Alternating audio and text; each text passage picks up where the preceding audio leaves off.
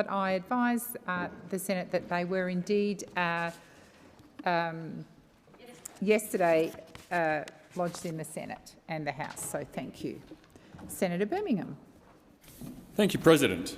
President, my question is to the Minister representing the Prime Minister, Senator Wong. I refer the Minister to the words of the late Harry Evans, the longest-serving clerk of the Senate, who said, and I quote, "The value of estimates hearings in improving accountability and probity of government has long been widely recognised. The hearings allow apparent problems in government operations to be explored and exposed and give rise to a large amount of information which would not otherwise be disclosed. They have come to be recognised as a major parliamentary institution of accountability." Minister, won't the government's plans to axe a full week from the traditional 4 weeks of Senate estimates lead to less accountability, lower standards of probity, reduced disclosure of information, and mean that any problems in government operations are not properly explored and exposed by the Senate? Thank you, Senator Birmingham. Order. Order. Order. I'm waiting to call the Minister. Order. Senator Wong. Senator Watt. Minister Wong. Thank you, President, and thank you very much for that question, especially on a day where the House has just censured the former Prime Minister for dual. No, I'm happy to take the questions. You know, you did 9 years. You had 9 years, and Minister Wong, please resume your seat. Order. Order. Senator Cash, Senator Henderson, Senator Dean Smith. Minister Wong, please continue. I'll take the interjection because you're right. You know, the parliament under you was a parliament which was not respected. The parliament under you was a parliament because the Westminster system does actually require ministers to be accountable through the parliament to the Australian people. Who was the accountable minister in that place? Mr Morrison and another. So don't come in here telling Australians you care about accountability when they saw 9 years of cover-up, saw 9 years of sports rorts, saw 9 years where you refused the basic standards of probity. Minister Wong, please resume your seat. Sorry. Order on my left. Your leader has asked a question. I cannot hear the response. Minister Wong, please continue. Thank you. And I remind those opposite of some of their standards of accountability. Changing the law to hide significant energy price increases from the Australian people until after the election.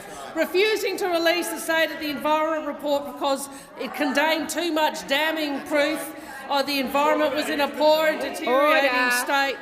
And of course, something that was refused to be answered in estimates, all of the sports rorts questions, which in estimates you never answered. Senator Wong. You never answered. Senator Wong. Now, what I would say to those Senator Wong. as those opposite would know, Senator I was Wong, a great... please resume your seat. Order on my left. Order. Senator Mackenzie, Senator Mackenzie, I've called the chamber to order. I expect to be able to hear the minister in relative quiet and to stop yelling louder than the minister is speaking. Minister, please continue. I knew Harry Evans and I had a lot of respect for him and what I would remind those is additional estimate statements are associated with MyEFO. We have had a budget and we are having estimates associated with the budget. Your time has expired. Senator Birmingham, first supplementary. Thank you, President. Prime Minister Albanese has said again and again and again that the Australian people deserve transparency and accountability. Won't the axing of a full week of Senate estimates lead to less transparency and less accountability? How can the axing of this week be anything other than the Labor government taking an axe to government accountability and transparency? Order. Order. Minister Wong. I would invite those opposite, if they want to talk about accountability, to perhaps consider some of what is being disclosed through the Royal Commission into Robodebt, and the extent. Well, you know what? You know, it is really interesting. You know, Senator Birmingham, aren't you a Johnny-come-lately? Aren't you a Johnny-come-lately to this issue of integrity? You were a senior minister in that government. Did you have the spine to stand up and tell Scott Morrison he was wrong? Did you have the spine to tell up and tell Mr Taylor he was wrong? You know, you're always talking, aren't you? Where's the spine? Show a bit of leadership. Everyone will know. Senator Wong, resume your seat. There's a senator. Order. Order. Order. I have a senator on his feet, and Senator McGrath. Senator Scarr. President, I think the Leader of the Government in this place should...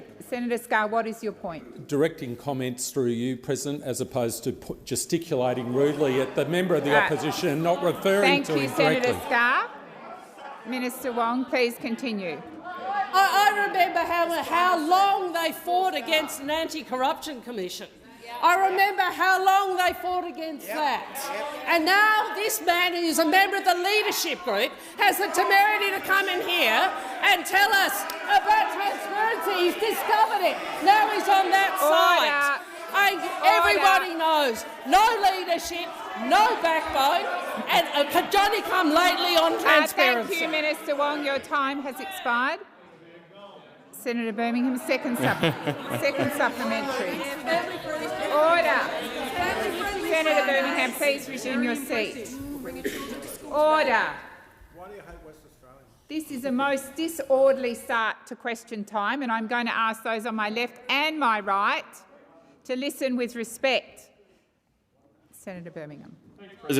President, together with Senators Babet, Hanson, Lambie, Pocock, Roberts and Tyrrell, I have just written to Senator Wong and Minister indicating that we do not accept the arguments put forward by the government to defend its cutting of Senate estimates, and that we will not be in a position to support the proposed sitting schedule for 2023. If, as you say, you're all for transparency, accountability and respect of the parliament, will you listen to the crossbench senators and the opposition and revisit your decision to axe this estimates week? Thank you, Senator Birmingham. Senator Wong, please wait for the call. Senator Wong. Thank you, President. It's interesting how quickly conventions which we observed for 9 years are junked by those opposite. No, let me just finish this. For 9 years, the Greens moved amendments to your sitting pattern, which we never supported. Oh, it didn't take you very long, did it? Didn't take you very long. There are a few other conventions in this place if you want to go down this path. There are a few other conventions that we can go down this path. My additional estimates are for the purpose of examining the estimates from MyEFO.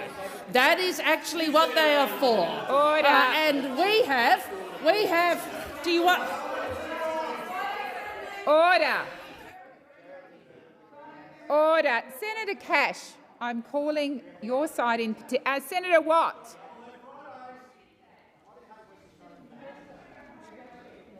I'm waiting for quiet until I call the minister back again. Minister.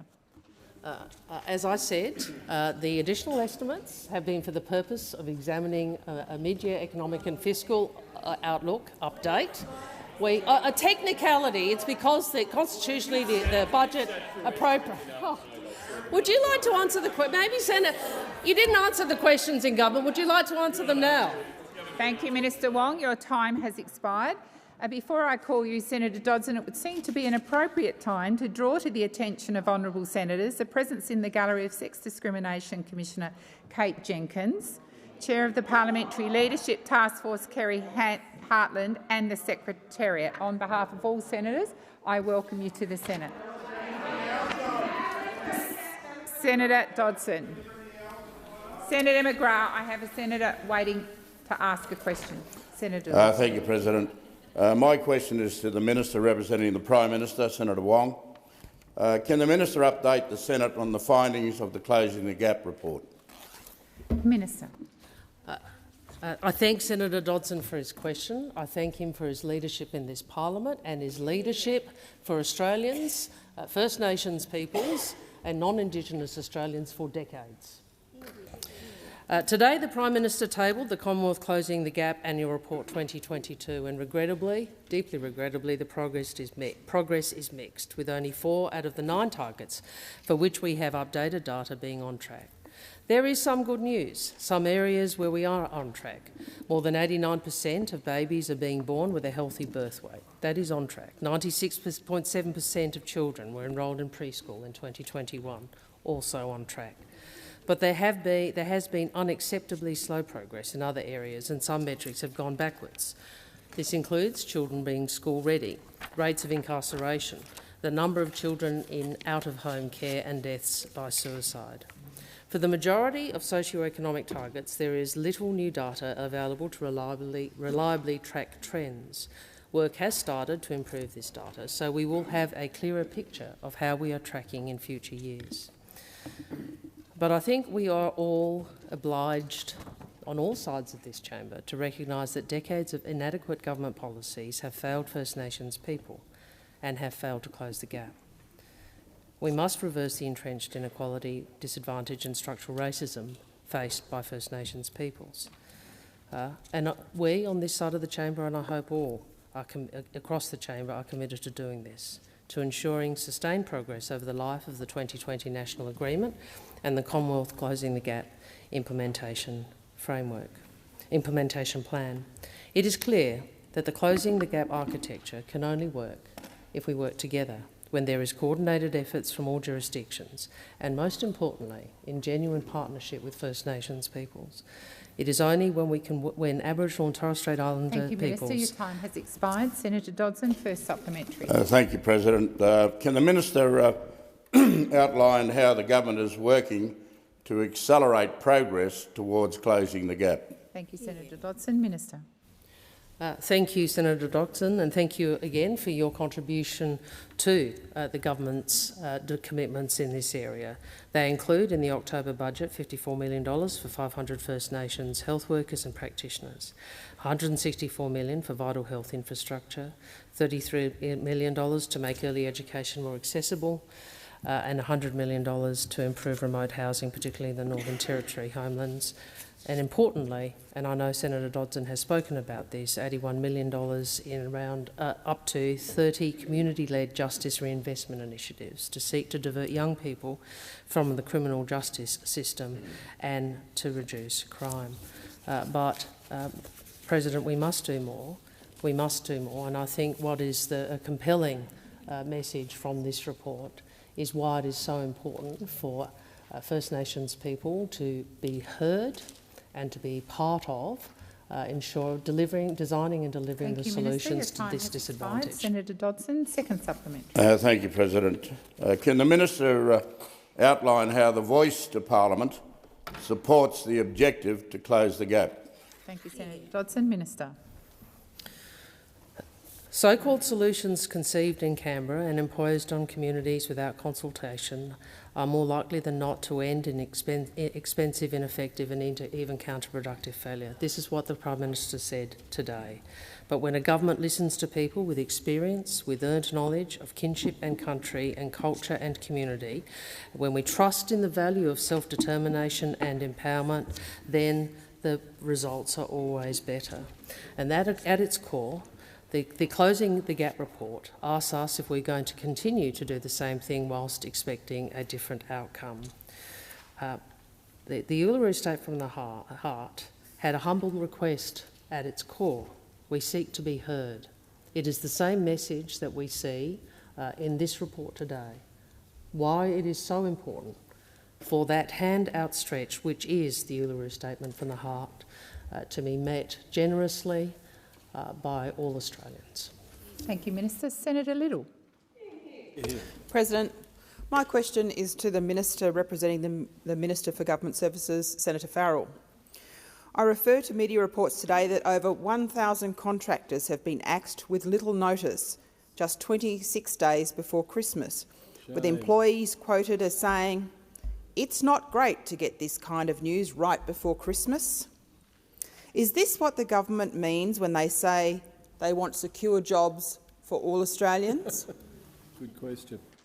Thank you, Senator Little. Minister.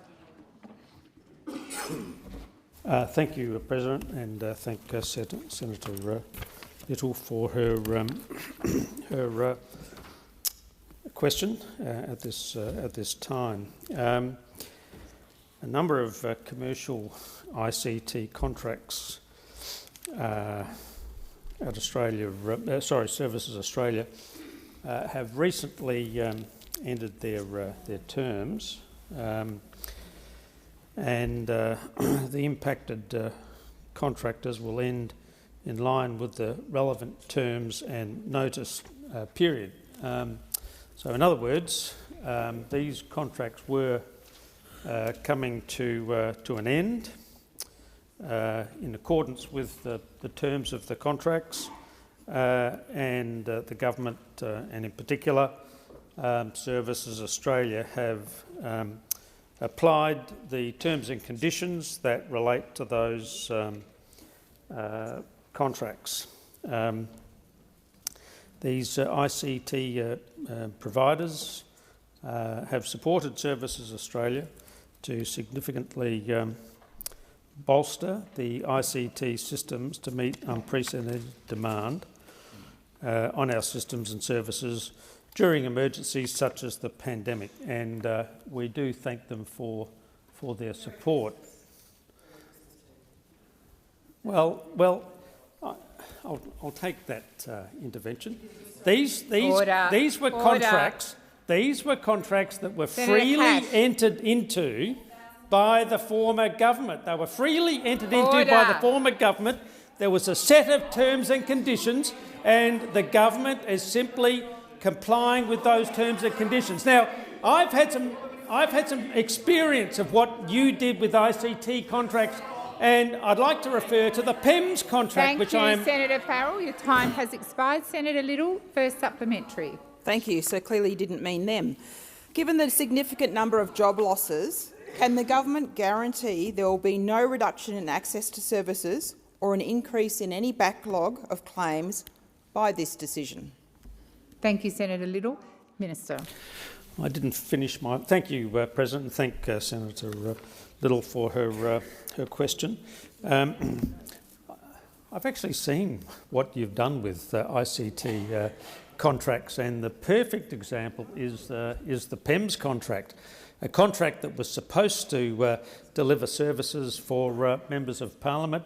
Originally cost $48 million, now up to $66 million and counting, and it's now been referred to the... Minister Farrell, please resume your seat. Senator Little. Point of order, President. The question was about reduction in services and backlog. Thank you, Senator Little. I'll draw the minister back to the question. Thank you, Minister Farrell. Look, I'm not... Thank you, President, and thanks for that clarification from Senator Little. Essentially, Services Australia consists of a workforce that's made up of the Australian Public Service staff. These staff are, from time to time, supplemented by contractors, and that's the people that we're talking about at the moment. These numbers go up and down depending on government priorities and changing circumstances. And between... your time has expired, Senator Farrell. Senator Little, second supplementary. Thank you. Senator Farrell, can you confirm that none of these contractors were working on cyber security programs and projects which would deal with vulnerable Australians' data, and that this decision will not see any reduction in the protection of their data? Thank you, Senator Little. Minister Farrell. Thank you, President, and thank you, Senator Little. Obviously, this is not my own personal portfolio, I would not expect that there would be any reduction in services through this process, and particularly as it relates to the issues that you've just mentioned in your question. But I will have a chat with the Minister, and I'll come back to you if there is any issue different to what I've just said. Thank you, Minister Farrell. Senator Cox. Is to Senator Watt, the Minister representing the Minister for Infrastructure, Transport, Regional Development and Local Government. In this government's first budget, $1.9 billion in equity investment was allocated for the development of the Middle Arms Sustainable Development Precinct in Darwin Harbour. Part of this funding is for a common-use marine infrastructure. Can the government rule out this port will have a fossil fuel component, such as a gas-fed petrochemical hub? Thank you, Senator Cox. Minister Watts. Thank you, President, and thank you, Senator Cox, for your question.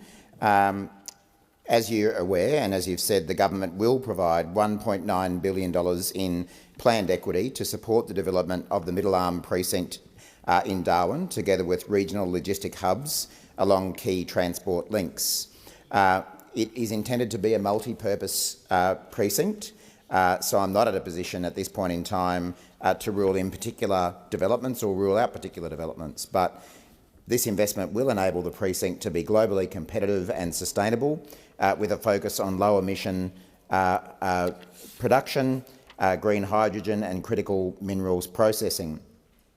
Demand, as you're probably aware, Senator Cox, is growing for clean energy sources, particularly in the Northern Territory, and Labor's investment will help position the Northern Territory and Northern Australia to diversify their economy and create new jobs. This investment is not a subsidy for fossil fuels in the way that some people have characterised it. Rather, funding will go towards infrastructure that will support users to export clean energy, critical to meet our commitment to net zero, like green hydrogen and lithium batteries that are critical to decarbonisation.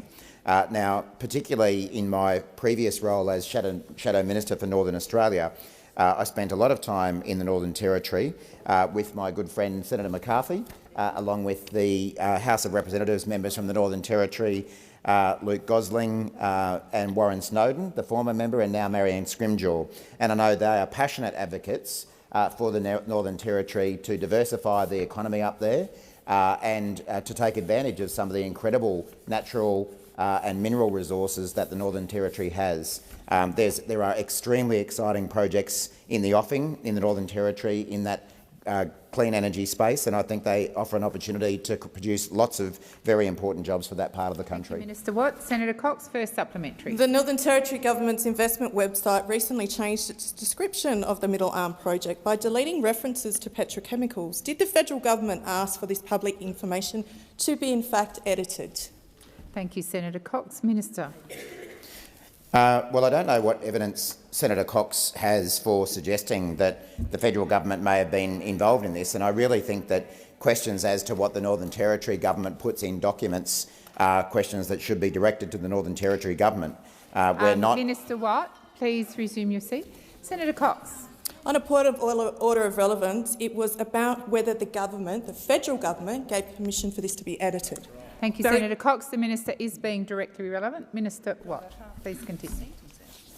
Well, excuse me. As I say, President, questions as to what the content of Northern Territory government documents do or do not contain should be directed to the Northern Territory government. And I mean, it's all very well for the Greens to roll in, as they like to do, and say, did you do this, did you do that, promoting some kind of conspiracy theory without any evidence for it whatsoever. Perhaps Senator Cox would like to present any evidence that she has to suggest that the federal government was involved in that. So, as I say, this is a really important development for the Northern Territory that the federal government is very pleased to back, and it provides an opportunity for some very important job development in the Northern Territory going forward. Thank you, Minister Watt. Senator Cox, second supplementary. When I attended COP27 this year in Sharm el-Sheikh, I heard about the government's commitment to the protection of mangroves. Darwin Harbour has significant mangroves. How many hectares of mangroves will be destroyed by blasting and the creation of Middle Arms federally funded marine infrastructure? Thank you, Senator Cox. Minister Watt. Thank you, President. And I'm very well aware that the Albanese government does take issues of environmental protection, including mangrove protection, extremely seriously. I know that Minister Plibersek is doing a lot on this front, particularly as the Environment Minister for their country. Minister Watt, please resume your seat. Senator Cox. Again, point of relevance. On relevance. How many hectares of mangroves are going to be destroyed by this marine infrastructure being developed? Thank you, Senator Cox. And you also referenced COP, and I do believe that the minister is being relevant. Minister Watt. Thank you, President. And again, thank you, Senator Cox. Of course, this development, like every development that is proposed for Australia of the scale of this development, will have to go through an EIS process. That EIS process would consider the very matters that Senator Cox is questioning, and that is the appropriate process in which to make those sorts of decisions based on expert evidence about what all of the environmental impacts of this development would be, whether they be about mangroves or any other feature of the development. So, as I say, and as I've continued to say, this is an important development for the Northern Territory, and it's an important development for the entire country. We support it, we support the jobs that come with it, and we support the clean energy that will come with it as well. Thank you, Senator Watt. Your time has expired. Senator Walsh. My question is to the Minister for Women, Senator Gallagher. And in asking it, I acknowledge the early educators, disability workers and hospo workers from the United Workers Union in the gallery today. Welcome. Can the Minister give an update on how the government is working across the parliament to progress recommendations from the Set the Standard report? Minister. Thank you, President. I thank Senator Walsh for the question and welcome those representatives from unions joining us today, and also acknowledge Kate Jenkins and Kerry Hartland and the team from supporting the Parliamentary Leadership Task Force, and of course Kate Jenkins is the author of the Set the Standard report, and so fabulous to have you here as well. Today we acknowledge the one-year anniversary of the Set the Standard report and its findings that Parliament House was lagging behind the rest of the country when it came to a safe workplace for staff and in particular women.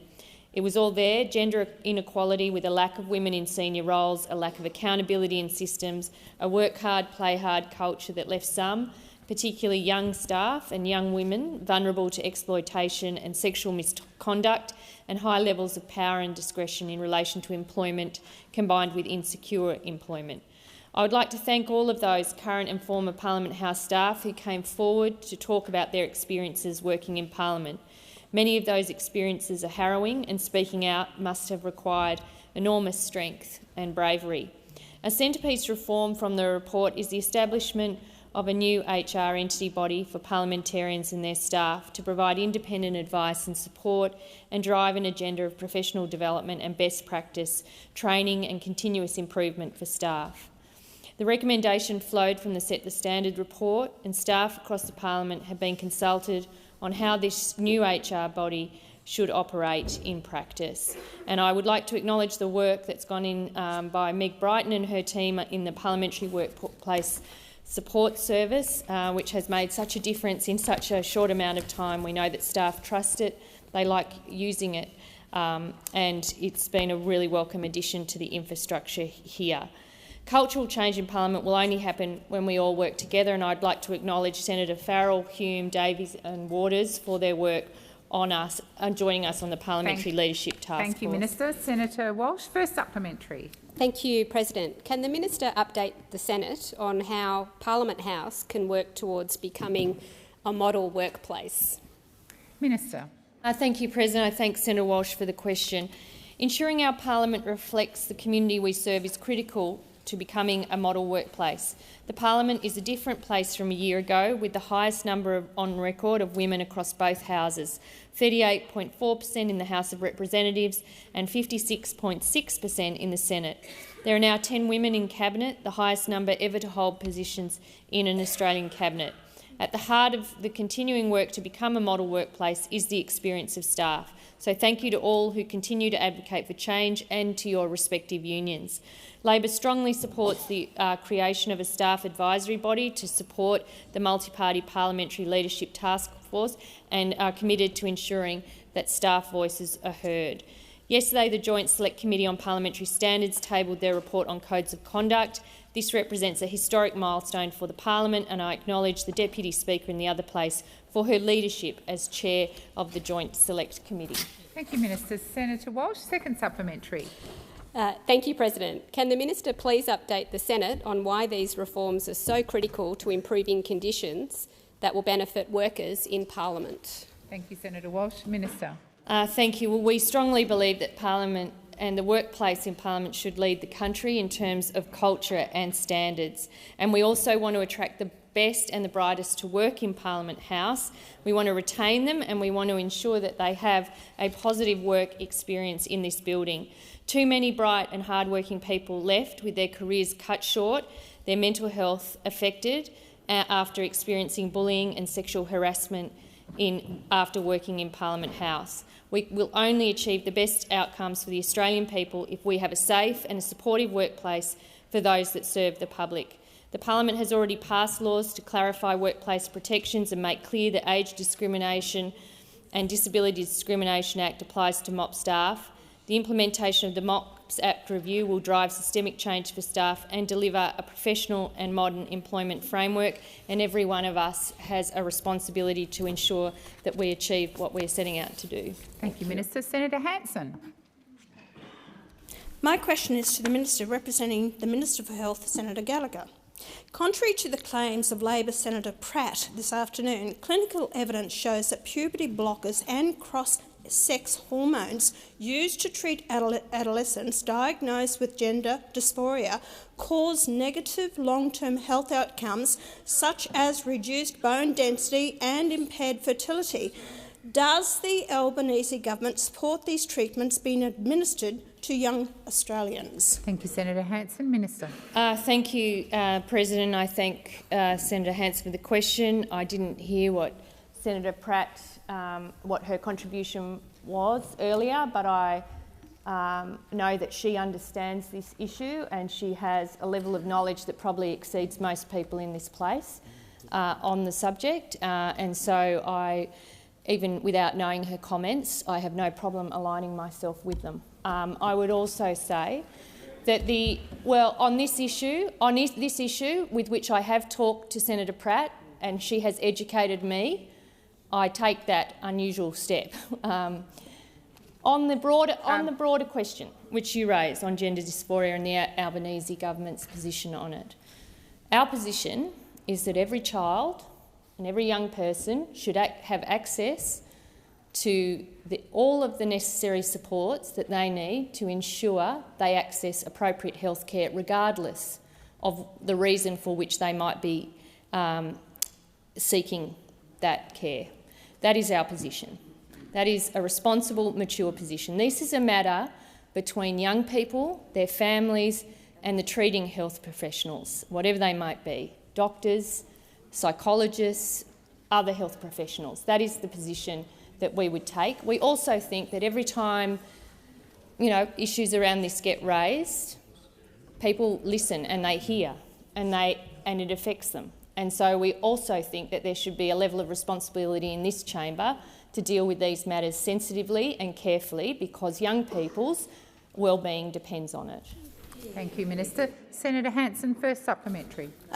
Minister, in reference to your comment saying that children and parents are listened to, I'm sorry, talk to the mothers of these parents who have had these puberty blockers. They have no say whatsoever. They're listening to children under 18 years of age. Senator they have no say Senator in the children.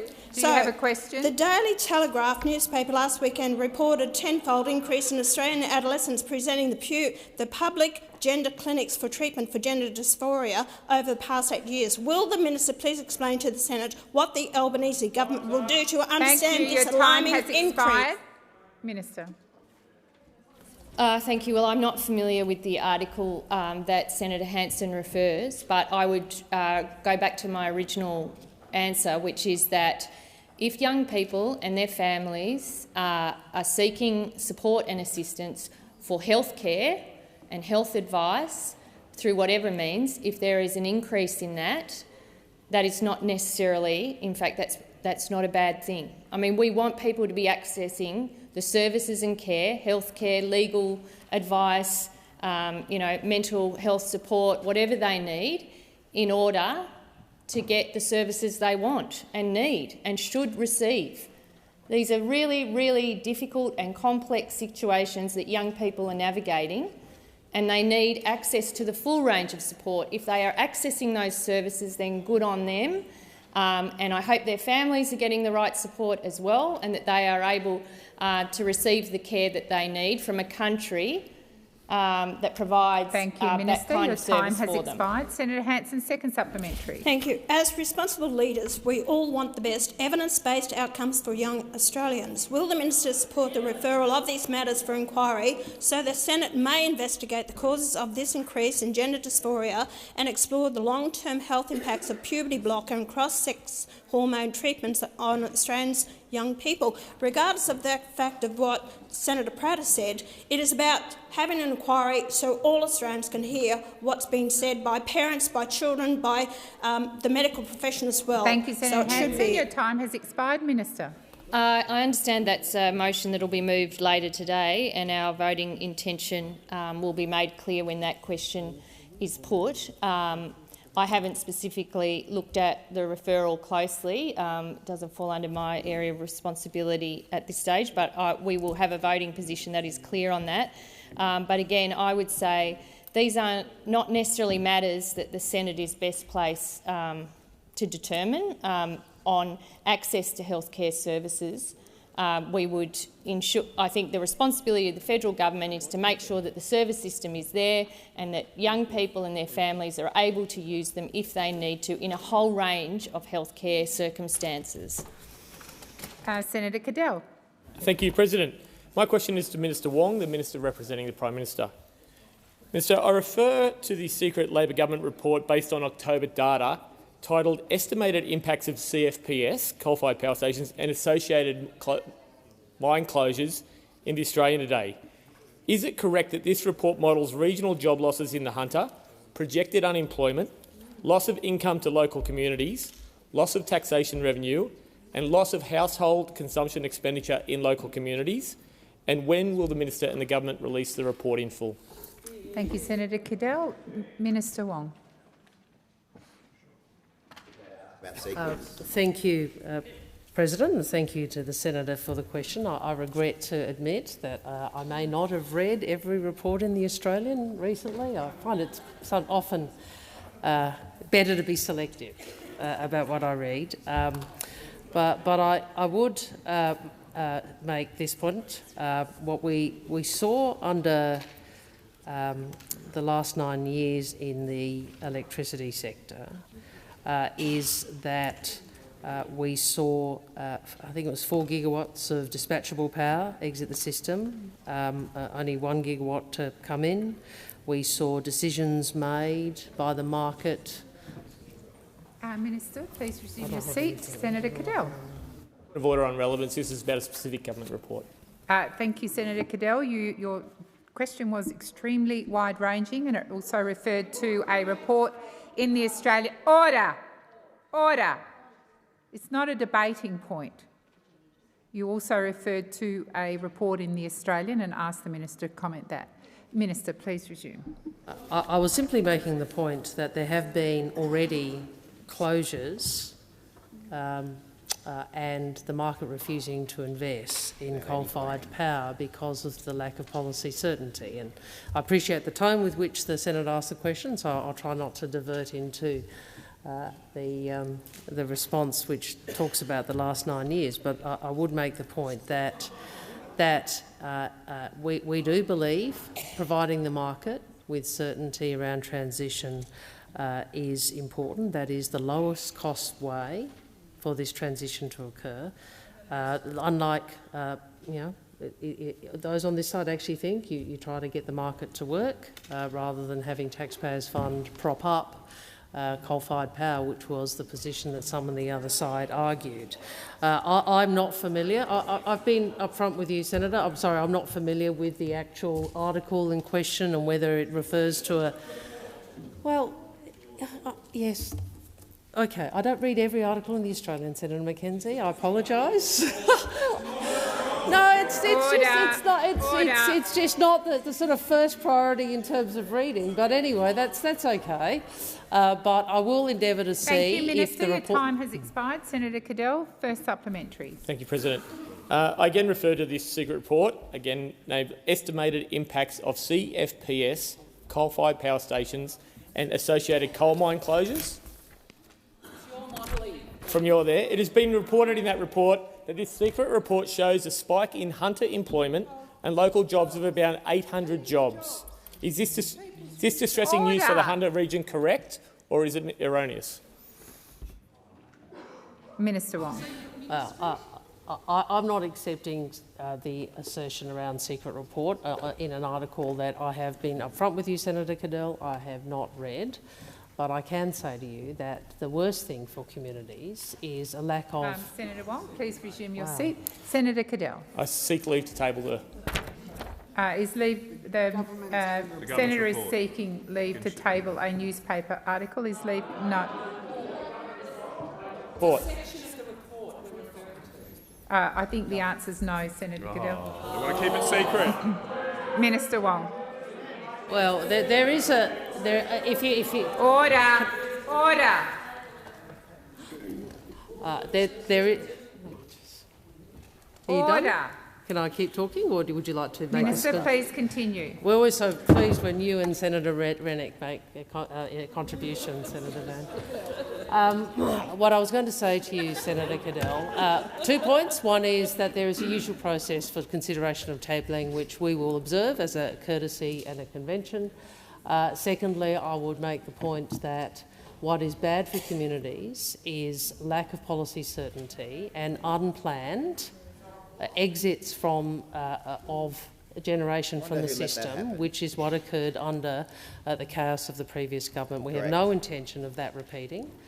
We are going to ensure we deal with this transition, which we have been upfront about, in a way that recognises the need to ensure security of supply. And Senator Cadell, second supplementary. Thank you, President. Again, I refer to the same document, the estimated impacts of CFPS and associated mine closures. Minister, can you confirm that it's correct that the report is modelled on the assumption there will be a loss of 30% of income for coal-fired power station workers and mine workers in the Hunter? And is the Hunter region the sole focus of this report, or is it wider? And is the government got job losses across Australia? Thank you, Senator Cadell. Minister. No, I'm not going to confirm that for the reasons I've articulated previously. And what I would say to those opposite is this: the majority of the global economy has committed to net zero by 2050. If we are not in a position to commit in that global economy, that is what will affect Australia's GDP growth, Australian jobs, and the prosperity of future generations. And I know you all want to think that you can live in the past.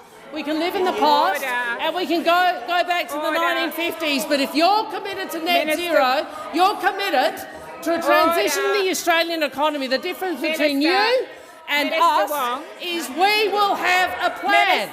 We will have a plan. We will implement a plan. We will ensure that we increase Australia's prosperity. Minister Wong, please resume your seat. Order. Order. Order.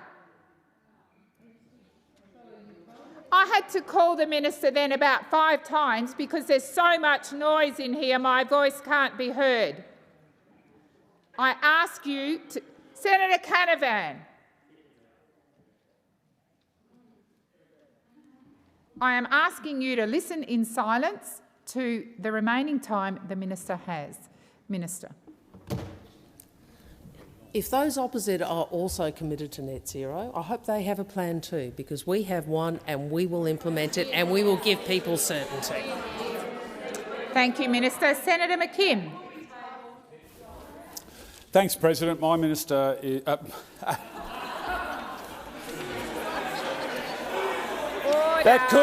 That could actually be a Freudian slip. That could be a Freudian slip. Senator Scarr. Order.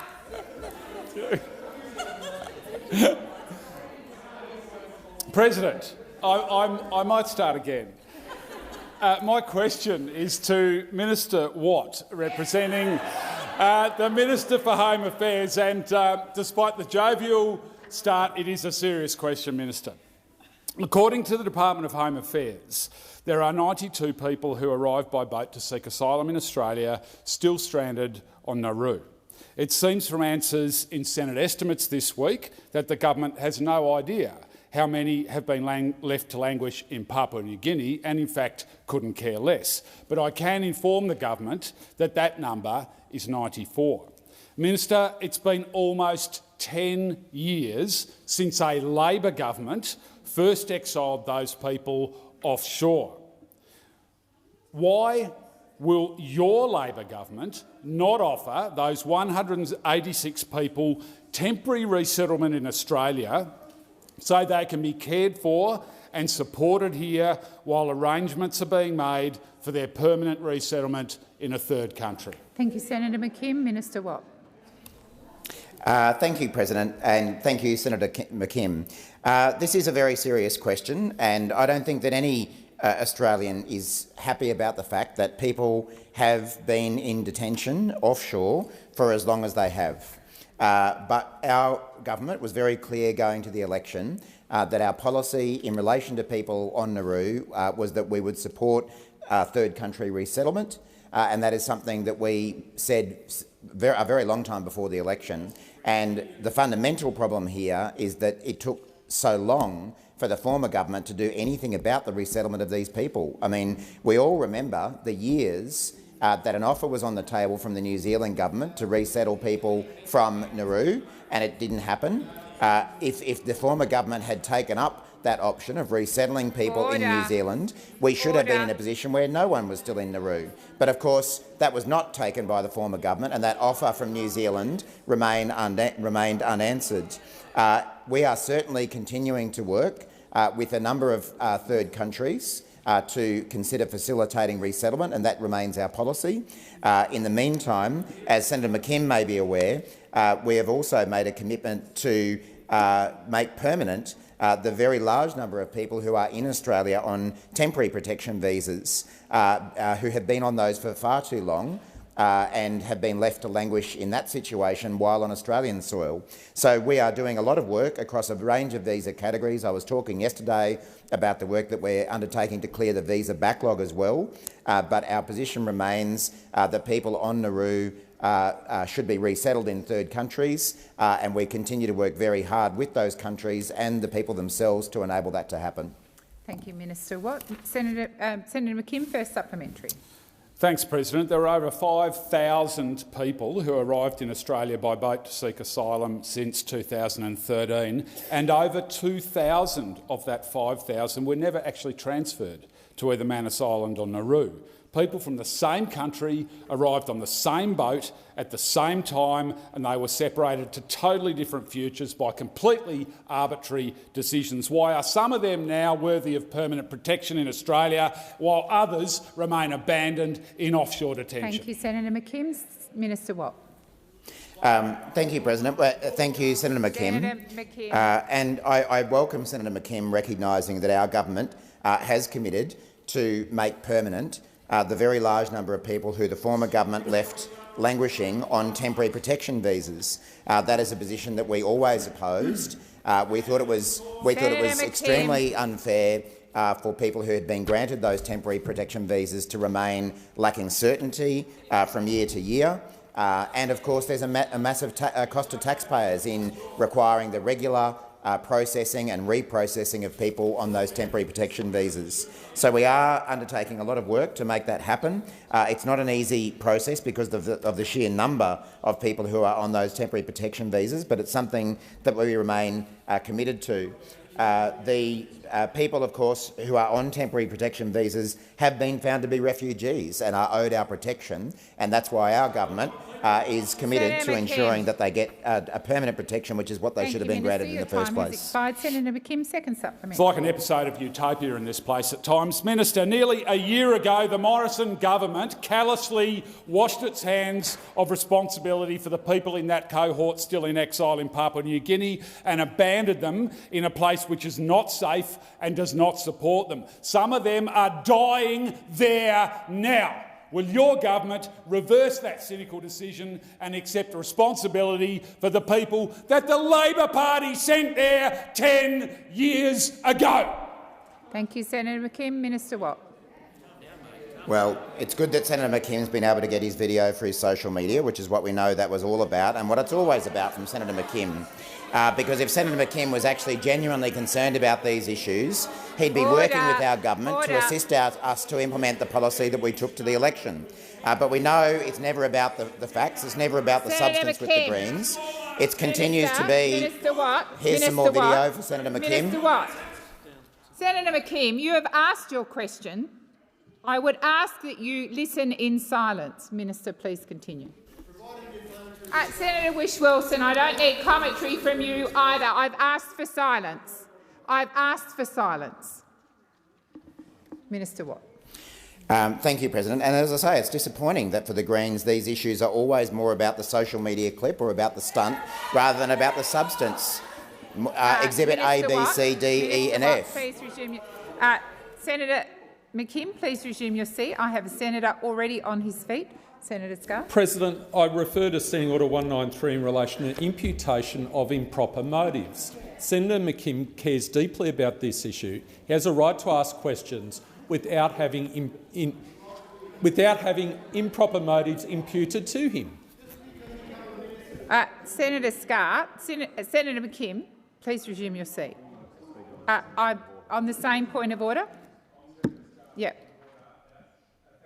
That was exactly the point of order I was about to make. You're entitled to ask your questions in this place without having your motives impugned in such a way. That is, quite frankly, a disgraceful accusation from Senator Watt, and he should withdraw it. I'm going to ask both senators. Your question, Senator Wong, I'm responding. Senator McKim, your question, in my view, was asked in an extremely aggressive way. I do appreciate you have a lot of passion about the question, as do a range of senators in here on the questions that they asked, but in my view it was asked in a very aggressive way. I would remind Senator Watt of the point of order, and I would ask him to answer your question in a respectful way, but I'm asking all senators to listen respectfully as well. Minister Watt. Senator Ruston. Point of order. The fact that the question was asked as to whether the motives of the asker of the question were impugned by the comments by the minister, are you actually not requesting for him to withdraw that imputation? Senator Ruston, what I heard was that Senator Wong. What I heard, and I am more than happy to look at this on the record, Senator Wong, please resume your seat, was a comment about the party, not the individual. If I'm wrong on that, I will come back and correct. I have ruled on that.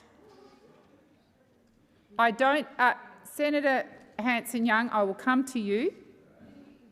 I will come to you. I've got Senator Scarr on his feet. So just so that I'm clear, what I heard was a reference to the Greens. Senator Wong. I understand that Senator McKim has asked the minister to withdraw, and I'd ask you to call the minister. Minister Watt. Thank you, President. I withdraw any imputation against Senator McKim that I may have made, but the point I'm trying to make is these are very serious issues, and Senator McKim knows that not only I but every member of the government takes these issues very seriously, and that's why we have been putting so much effort into both third-party resettlement since taking office and also the processing of people, thousands of people who were left languishing on temporary protection visas when we took office. We will continue to do that, and we don't need the sort of performances that often are undertaken in this chamber by the Greens. Your time has expired. Senator Bilyk. Earlier this week, I met with participants in the Pacific Australia Emerging Leaders Summit. My question is to the Minister for Foreign Affairs, Senator Wong. Can you tell us how the Albanese Labor government building stronger partnerships with the countries of the Pacific family and the Pacific region as a whole is going? Thank you, Senator Bilyk. Minister. Minister Wong, it's your question. I apologise. I was distracted by a discussion with the leader. I regret. Would you mind repeating the question, and I'll make sure there's additional time post 3 o'clock. Thank you, Minister. Senator Bilyk, please Thank repeat you. the question. My question is to the Minister for Foreign Affairs, Senator Wong. Order. Order. Earlier this week, I met with participants in the Pacific Australia Emerging Leaders Summit. So can you tell us, how is the Albanese Labor government building stronger partnerships with the countries of the Pacific family and the Pacific region as a whole? Thank you, Senator Bilyk. Minister Wong. Bilyk, and I apologise that Senator Birmingham and I was so engrossed that I didn't hear a question that I had, in fact, spoken with you about the importance of asking, and I acknowledge, and I will come to them, those members of the Pacific family who are here today in the gallery. We are seeking to build a stronger Pacific family by showing up and listening, by acting on climate change and by boosting our security cooperation and development assistance. The government's investment in maritime security, climate action, labour mobility, health and education will help our regional partners become more economically resilient, develop critical infrastructure and provide their own security. The investments the Albanese government has put in place will deliver on our commitments to build a stronger and more united Pacific family and a peaceful, prosperous and resilient region. As Foreign Minister since the election, I've had the privilege of undertaking 7 separate visits to the Pacific, visiting 11 countries and, importantly, attending the Pacific Islands Forum in Fiji with the Prime Minister and Minister Conroy, the Minister for International Development in the Pacific. In addition, the Deputy Prime Minister has visited PNG, Nauru, Tonga and Fiji, where he signed a landmark Status of Forces agreement. Minister Conroy has visited Fiji, PNG, Solomon Islands and last week attended the first in-person Pacific Community Ministerial Conference, SPC, since the onset of the pandemic in Vanuatu. Australia is a proud founding member of the SPC, which is the largest scientific and technical regional organisation in the Pacific. For 75 years, SPC has brought the Pacific together in the Pacific way for members to achieve our shared ambitions and face our shared challenges. And I know Minister Conroy was so pleased to represent Australia in this important forum. Thank you, Minister. Senator Bilyk, first supplementary. Thank you. How is the Albanese Labor government responding to the needs and the priorities of the Pacific family? Minister. Thank you to Senator Bilyk. And one of the things that we have been very focused on communicating is that our partnerships in the region will be guided by Pacific priorities. Communities and leaders across the Blue Pacific have been clear about the impact of the 3 Cs. This was part of the discussion at the Leaders Forum at Pacific Island Forum, Leaders discussion. The 3 Cs, climate, COVID and contest. This is articulated in the 2050 strategy for the Blue Pacific continent, endorsed by Forum leaders this year, and I was very pleased to be with Prime Minister Bainimarama and other Pacific leaders at the UN when this was launched. It is a vision for the Pacific's economic, environmental and strategic future written by and written for Pacific nations and Pacific peoples. At the heart is a simple concept that the Pacific knows best what its priorities are and how to achieve them. Thank you, Minister. Senator Bilyk, second supplementary. Thank you for that answer. Minister, how is the Albanese Labor government elevating Pacific voices on the world stage and supporting Pacific emerging leaders? Minister Wong. Thank you. When it comes to climate action, the nations of the Pacific have led the way for a long time, and I remember as Climate Minister being struck by the power and sincerity of the voice of Pacific Island nations on climate change, well ahead of where the domestic debate was in Australia. They have called on us to act and we have heard them and we have responded, and we are honoured that all Pacific Island Forum governments have support Australia's bid to co-host with the Pacific COP31. How we deal with the climate crisis now is central to the future we leave young people and future generations. So I want to acknowledge and welcome the impressive group of Pacific scholars and researchers joining us here today. I pay tribute to the work you are doing to chart a course for your own futures and the futures of our shared region. Young leaders from Fiji, Samoa, Aotearoa, New Zealand, Papua New Guinea, Kiribati, Tonga, Solomon Islands, New Caledonia have been participating in a colloquium through ANU, and we welcome you here today. Thank you, Senator Wong. Your time has expired. Senator Dean Smith. Thank you very much, President. My question is to the Minister representing the Treasurer, Senator Gallagher. During the federal election campaign, the now Prime Minister and now Treasurer promised there would be no changes to Australia's franking credits regime. In January 2021, he said, "I can confirm Labor will not be taking any changes to franking credits to the next election." Does the recent budget measure titled "Improving the Integrity of Off-Market Share Buybacks" involve changes to franking credits? Thank you, Senator Smith. Minister Gallagher. Thank you. The measures that were announced in the budget are completely unrelated to the proposed changes to dividends in the 2019 election, which, as those in this place knows, we did not take to the 2022 election.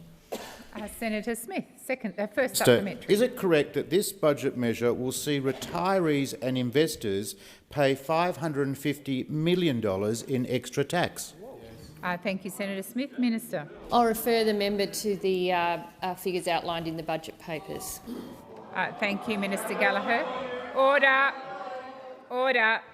Senator Smith, second supplementary. President, the budget measure clearly says $550 million Smith, is this your in second extra supplementary? tax. Was that your second supplementary? No, it wasn't. I've invited you to make your second supplementary. Thank you, President. Minister Wong. She's got a thing. Order. Jared. Order. Jared, she's got a thing for you.